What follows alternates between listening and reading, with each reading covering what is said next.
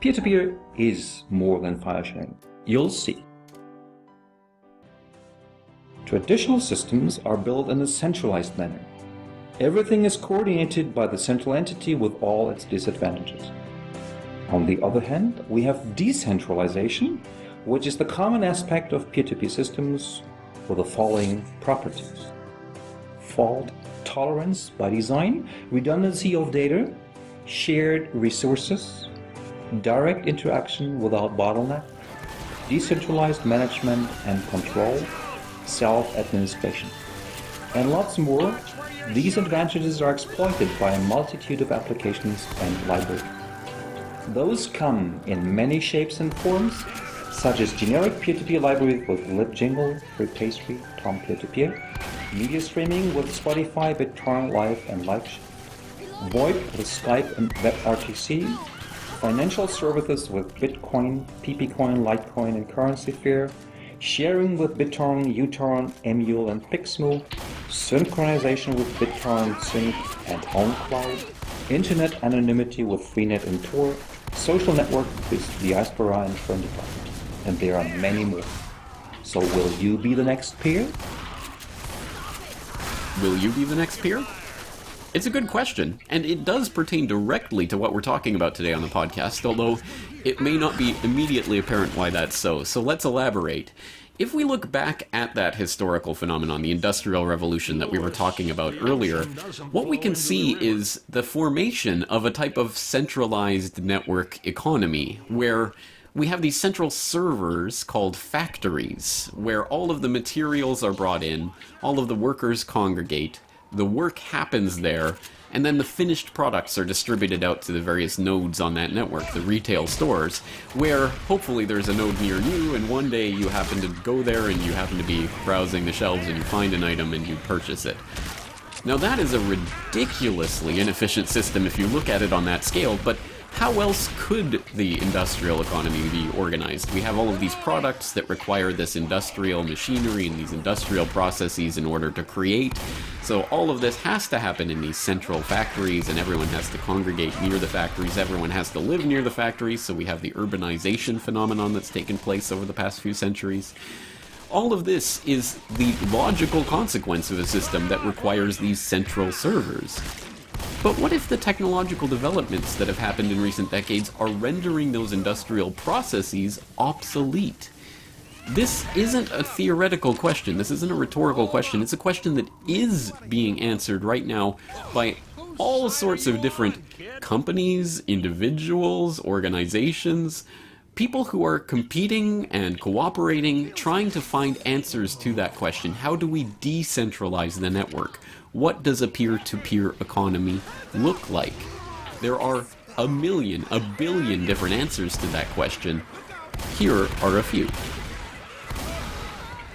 So Sidecar is now live in Austin and a number of other cities nationwide. The whole ride-sharing app that you have. Give us briefly, how does it work? Well, it's really simple. To be a driver, you go through a bit of a process because safety is really important to us. So we run background checks, meet all the people. But then it's super simple. It's an app that just connects people who can give a ride with people who need a ride. It's all donation-based, so there's no payment unless you volunteer it. And it's growing like a weed. We really love it. In an average day, I might do anywhere between 6 and 12 deliveries. Prim isn't your average bike messenger. He's a professional errand runner, earning his living doing chores for people who find him using a website called TaskRabbit. It works like an online marketplace for odd jobs, everything from furniture assembly to housekeeping to sushi delivery. Prices range from a few dollars up to hundreds, and TaskRabbit takes a cut of each transaction. When I started this company back in Boston in 2008, things like collaborative consumption or the sharing economy, those words didn't even exist yet. Technology has ushered in a new era of sharing. Startups like Relay Ride let you rent out your car. Airbnb lets you rent out a room in your house. And if you need to rent a bicycle, you can do that on SpinLister. Peer-to-peer lending is the process of making money available to individuals by other individuals online without the typical intermediary like a bank or credit union. Here's how the process works. Borrowers visit a peer-to-peer or P2P website, choose a loan amount during the application process, then wait for the investor approval while the application is posted inside the site's secure listing. Lenders invest in the loan requests that meet their criteria. Once the application and approval is complete, borrowers receive the loan deposited to their account, then make fixed monthly payments through automatic deduction.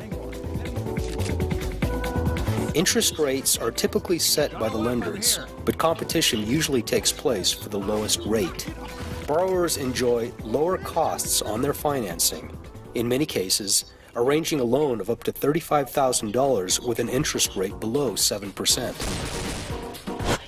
When you're sending money somewhere in the world, there are a lot of middlemen involved, and over the years, it has become extremely hard to move money, anything except for cash. When you have cash in your hands and you want to go to a 7-Eleven, you can buy a stick of gum and it's really easy to do.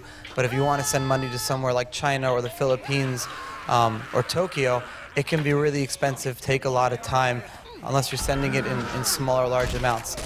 At the same time, try sending 30 cents over the internet. You can't do it without paying some fees. Even with PayPal, it could be up to 30 cents and 3% to do something like that. So what Bitcoin is, it enables strictly peer-to-peer money transfers. You look at something like remittance, right? Remittance could cost 9 to 10% to send money somewhere in the world. With Bitcoin, as long as I have a Bitcoin wallet on my phone and someone has a Bitcoin wallet somewhere in China, I can send them money, $1 million fairly instantly with no fees. Now, Lou Brown saw in her neighborhood there was lots of gardens that were overgrown. People weren't looking after their gardens because they were ill or too old or too busy. And she knew people that needed access to land. So she created this matchmaking service, and it was popular. People loved it. Before you knew it, it grew. It changed into a website called Landshare. And before you knew it, we've got 70,000 people registered sharing their land. 3D printing is exploding because people really just have so much imagination that they couldn't capitalize before. You can upload your design to our website using a 3D model. We send it to our production facility here in New York or all over the world with our partners, and we send it to you in the mail. 3D printing makes it so accessible for people who have their own products made that you can make the products that you want for yourself, but you can also start your own business without any barriers. It doesn't cost money to start a business. The only time you spend is the time you spend designing it, and then when people like it, you instantly start making money. What does Local Motors do? Explain it to us. The first and most important thing we do is we have created and manage a community of vehicle enthusiasts. And that community is made up of designers, engineers, fabricators, and car lovers. And so that's our first job, is to manage that community, and our whole business revolves around it. And then in addition to that, we have the first ever micro-manufacturing facility in Phoenix, Arizona, in the United States, the Southwest. And it is the proof point that a small manufacturing facility can take the ideas from this community and put them into production. So the people and the users and everybody else who wants to or who can do it can take part in the design of the car and in the development of the car. That's correct. It's what we consider to be open source automotive. And so basically that means everything that we do is open to the community. We manage the process as it goes through so that we make sure the product is finished and up to a standard. But basically all of the data that we have for the car is shared freely with the community as we start, and then all the way through the life of the car. It never ends. It always continues. And then if you happen to be a customer of the car, you get to come and you take a lot of part in the production of the car itself. So you have your hands on almost every part that goes into the car. I hope you're beginning to appreciate just how potentially disruptive these ideas are to that status quo that we were elaborating at the beginning of today's podcast, the globalized, centralized institutions of control sitting like vultures atop the global economy, in the back pockets of the oligarchs, of course. How can they be disrupted by other globalized, centralized institutions of control? That is a false paradigm. The real answer is to allow people to interact, transact, barter, share, do all of this directly together without the need for the middlemen, without the need for the overarching systems of control. That is the truly revolutionary idea that we can see in these various other ideas that are springing forth from them. And it doesn't mean those specific examples we were just looking at. Those are just examples. They can come, they can go, they can be changed, they can be altered. But it's the underlying idea itself that is revolutionary, the idea that we can actually communicate directly together in a peer-to-peer network rather than going through centralized servers.